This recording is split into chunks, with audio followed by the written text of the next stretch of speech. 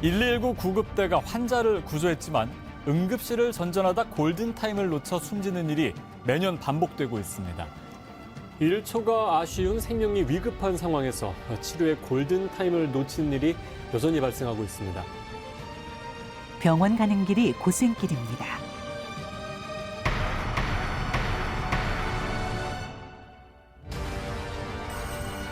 병원이 있어도 진료를 받을 수 없습니다.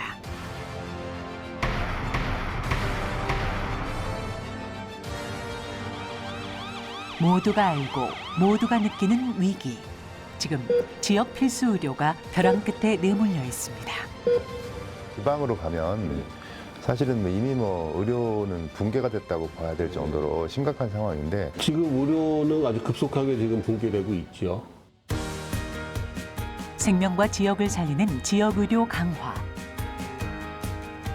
바로 지금 우리 모두의 건강과 생명을 책임질 새로운 변화가 시작됩니다.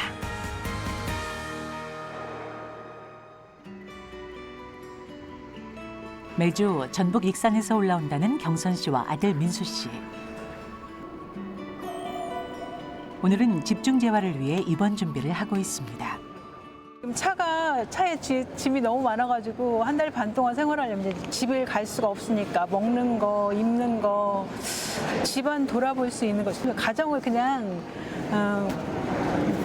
두고 둘이 나오는 거예요. 그래서 너무 힘들죠. 이게 가정하고도 가정도 좀 많이 해해지고 가족들하고도 그냥 저하고 얘 생활은 거의 병원 이동 시간이에요. 전북 익산에서 서울로, 대전으로 어느덧 원정 진료 10년 차인데요. 제 병은 복잡해서 가까운 병원에서 치료하는 게 아니라 멀리까지 가서 치료해야 돼서 갈 때마다 힘들어요. 엄마도 엄마의 삶이 있는데 제가 항상 이렇게 방해를 해도 되는 건지 생각도 들고. 중학교 2학년 봄 수모세포종 진단을 받은 민수 씨. 원정 진료는 선택지가 아닌 유일한 길이었습니다. 무지 많죠. 저희가 보는 건 다 원정 치료 환자, 거의 서울대 병원 가면은 전국에서 오신 분들이에요. 그래서 정말 서울에는 입원할 수가 없어요. 자리가 없어요. 진짜로 위험해서 갔는데 응급실 가서 응급실에서 며칠씩 있어야 돼요. 지난 10년 병원에 있던 시간만큼 도로 위에 머물렀을 두 사람. 이처럼 거주지를 벗어나 원정 진료를 받는 환자는 3명 중 1명꼴인데요. 날로 커지는 지역 간 의료 격차에 수도권으로 몰리는 환자들. 처음에 이제 치료 받은 병원이 이제 진단을 내릴 수가 없었어요. 그래서 서울대학병원으로 와서 치료를 받았고 장거리를 갔다 오면 가기 전에 이미 스트레스도 많이 받고 짐도 챙겨야 되고 또 새벽부터 나서서 밤에 와서 다음날 그냥 피곤하니까 며칠 또 피곤해서 쉬어야 되고 환자니까요. 건강을 위해서 다니지만 많이 힘들어요. 아픈 몸으로 수백 킬로미터씩 이동하는 데 지쳐 아예 병원 근처에 방을 얻기도 합니다. 지역 환자들의 이중고인 셈.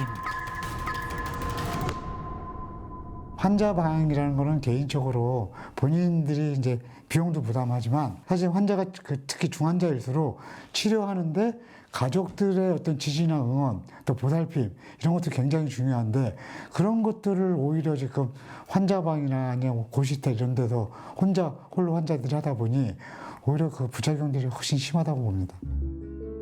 문제는 응급 상황이 벌어졌을 때 더 크게 드러납니다. 위급한 환자가 의료 서비스를 받지 못해 결국 생명을 잃게 되는 상황. 낙후된 지역만의 문제로 여겨졌던 지역 의료의 붕괴는 이제 지역 도심까지 번지고 있는 것입니다. 특히 아이를 키우는 엄마들의 걱정은 이만저만이 아닙니다.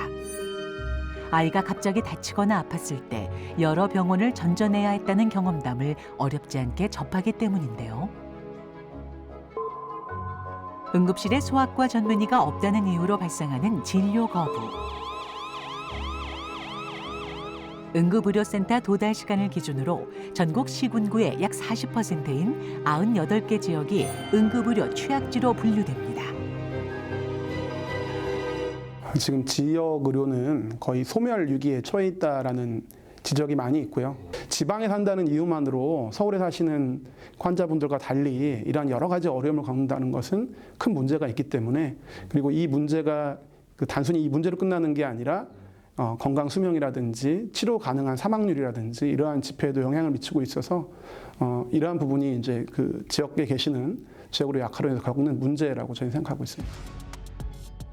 그렇다면 민간 의료의 공백을 채워줄 지방의료원의 상황은 어떨까? 인천광역시 의료원의 경우 내과, 외과, 산부인과, 소아청소년과를 포함한 6개 필수 진료과 외에도 신경과, 정신건강의학과 등이 운영됩니다.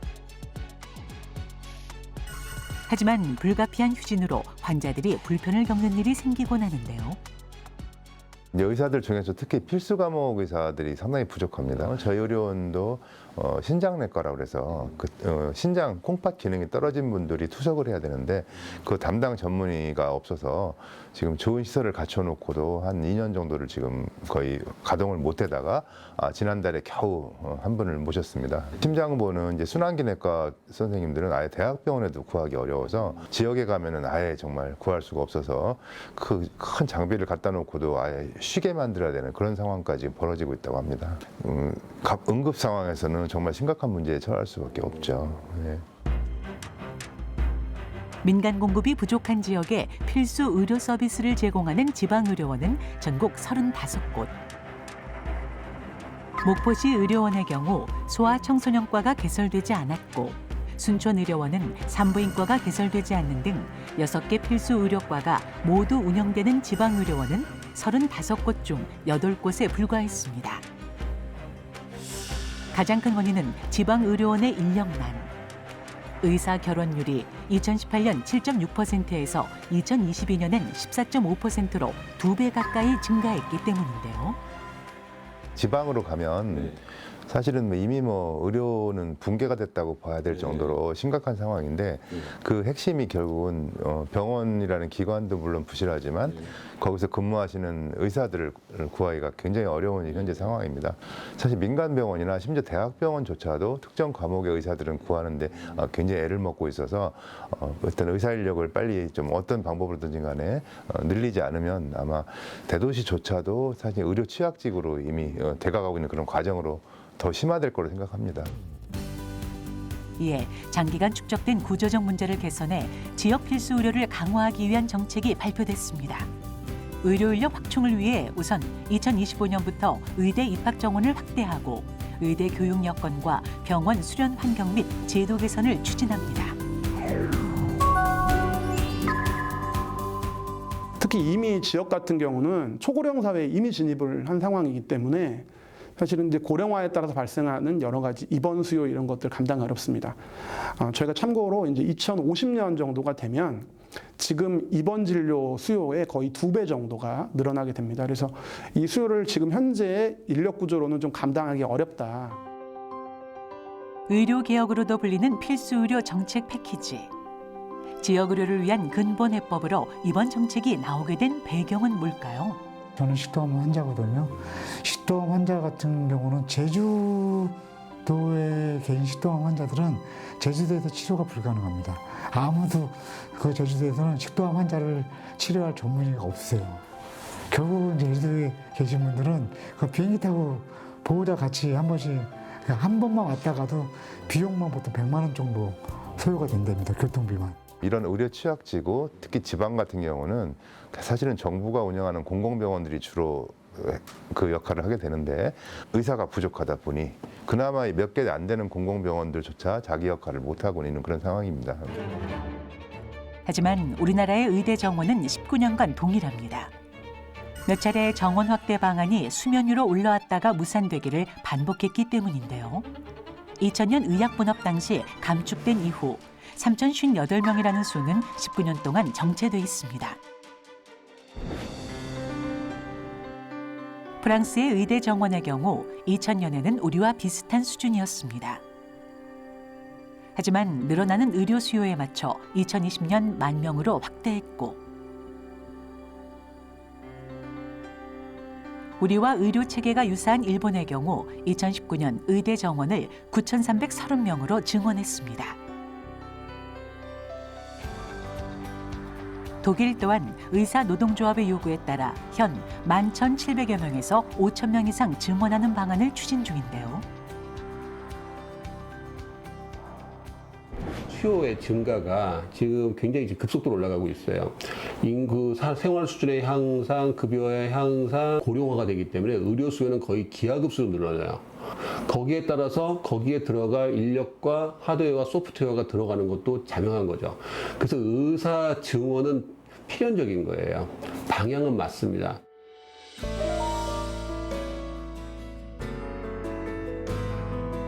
한편에선 정확하지 않은 정보로 인해 우려의 시선이 있기도 합니다. 가정의 안녕과 아이들의 웃음을 지켜줄 의료 체계, 오해가 아닌 진실을 찾아가야 할 텐데요. 첫 번째,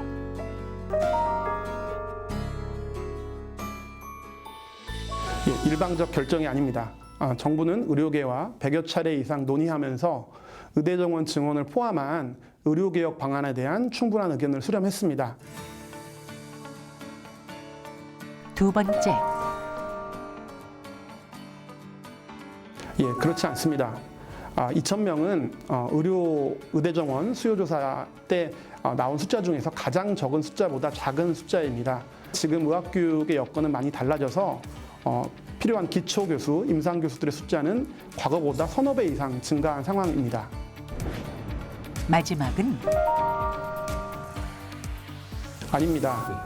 의료비가 증가하는 요인은 의사 수보다는 고령화라든가 소득 증가에 관한 요인들이 더 크게 작용하면서 나타나고 있습니다. 우리나라, 일본, 독일, 미국에서도 의사 수와 의료비와의 상관관계는 거의 없는 것으로 밝혀진 바 있습니다. 의사 수 부족으로 인해 의사들 또한 과도한 업무 부담을 안고 있습니다. OECD 평균 의사 1인당 진료 건수는 1,788명, 우리나라는 6,113건으로 OECD 평균의 3배, 두 번째로 많은 일본과도 큰 차이를 보였습니다. 다방면에서 의사의 수가 사회 수요를 충족하지 못하는 것인데요. 실제적으로 내가 중병에 걸려서 큰 병원에 왔는데 거기서마저도 나를 치료해줄 의사가 없을 때 이게 위기죠. 그게 한 10년 남았다는 겁니다. 지금 겉으로는 대한민국의 필수 의료가 삐그덕대면서 돌아가는 것처럼 보이지만 돌아가는 것처럼 보이는 가장 큰 이유는 그 필수 의료의 그 대학병원의 주축들이 다 50대 초반이에요. 근데 그 뒤가 들어오진 않잖아요. 그래서 50대 초반들이 만약에 한 10년 뒤에 다 퇴진을 하게 되면요. 그러면 그 대학병원들이 순식간에 동시다발적으로 다 이제 공멸을 하게 되겠죠. 따라서 지금 한 10년 정도의 어떠한 그 조치를 취하지 않으면 대한민국의 의료가 한 10년 뒤에는 한 3, 40년 뒤로 확 밀리는 거죠. 1970년대, 80년대로 돌아간다고 생각하시면 됩니다. 지방의 인구 감소와 지역의료 인프라 축소, 이로 인한 환자의 수도권 쏠림은 악순환의 고리가 됐습니다. 때문에 환자와 의사 모두 지역 내 의료 수요를 수용하고 지역 완결 의료 전달 체계를 확립하는 것이 절실한데요. 현재로서는 인력 늘리는 문제하고 어떤 공공정책 수가 같은 걸 통해서 그런 인구가 적어서 수익이 안 오르는 부분도 운영할 수 있게끔 지원해준다. 두 가지 정도가 아마 가장 효과적인 정책 같습니다. 인력을 늘리는 거는 그 자체 가지고 지역의료가 활성화된다기보다는 지역의료를 활성화시키기 위한 여러 가지 대책의 가장 기본적인 정책이에요. 쉽게 말해서 활용할 인력이 없으면 무슨 정책을 내더라도 이 정책이 효과도 없고 효율성이 떨어지기 때문에 일단 기본적인 숫자는 늘려놔야 된다는 것이 제 생각입니다. 확대되는 의대 정원은 지역 인재 전형, 지역 전공의 배정 등을 통해 지역의 필수 의료 인력으로 양성하겠다는 계획인데요. 비수도권에서 의대를 졸업하고 수련하는 경우 비수도권에 남는 비율은 82%. 이제 지역에 우수한 의사들이 많이 남고 또 활동하기 위해서는 가장 중요한 게 지역의 국립대병원이라든가 지역의 중소병원에 역량을 굉장히 끌어올리는 부분입니다.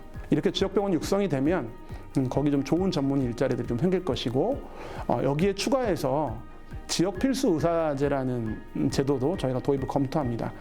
지역에 남는 선택을 하셨을 때 충분히 보상받고 그리고 이런 보상을 통해서 좀 자긍심을 느끼면서 지역을 지키실 수 있도록 하는 그런 제도라고 할 수 있겠습니다. 과거에 필수 의료의 특혜라고 하는 것은 주로 비용이었습니다. 예를 들면 이제 수가를 많이 올려주고, 그런데 요즘은 많이 바뀌었죠. 일할 수 있는 환경, 워라밸 뭐 이런 건데, 하겠다고 하는 사람들이 지원할 만큼은 해줘야 되는 거죠.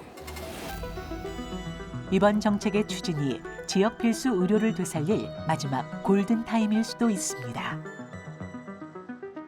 2025년부터 의대 정원을 늘린다고 해도 전문의가 배출되는 시기는 2036년. 지금 대한민국이 구조조정을 하지 않으면 극단적으로 표현 한 10년, 길어야 지금 우리가 잘 누리고 있는 의료가 한 10년 정도밖에 안 갈 것이다. 일단은 지금 장점과 단점이 있습니다. 장점은 뭐냐면 대한민국이 어쨌든 반세기 동안 누적되어 온 잘못을 한번 털고는 가겠다라고 하는 그런 개혁적인 부분이에요. 망설이고 주저하는 사이 커져버린 균열. 지역 의료 강화는 환자의 생명과 의료인의 내일, 그리고 건강한 대한민국을 만들기 위한 시대적 과제인 것입니다. 이 기회에 우리가 의료 제도를 잘 바꿔서 그다음 넥스트 제너레이션에서 좀 더 나은 환경에서 살 수 있는 그러한 계기를 마련해야겠다. 지역 의료제에 대한 여러 가지 개선 제도를 복지와 국민들이 서로 머리를 맞대고 지역 의료가 활성화되고 공공의료가 활성화되도록 같이 노력하고 힘을 합쳤으면 참 좋겠습니다. 앞으로는 대한민국 의료가 좀 더 공공성을 높이고 그러려면 공공병원들이 좀 더 커지고 거기에 일할 수 있는 인력들이 올 수 있도록 여건을 좋게 만들고 이런 과정들이 반드시 수반돼야 이런 의료 문제들이 해결돼서 국민들이 행복한 나라가 될 걸로 생각합니다. 이 지방에서 아픈 환자들도 가까운 병원에서 힘들지 않게 진료받을 수 있는 의료 시스템이 갖추어졌으면 좋겠습니다. 환자의 고통이 지역에 따라 다를 수 없습니다. 건강의 소중함이 지역에 따라 차이가 날 수는 없습니다. 안정적인 필수 의료 인력이 확보된 지역 의료 강화가 생명과 지역을 살릴 수 있습니다.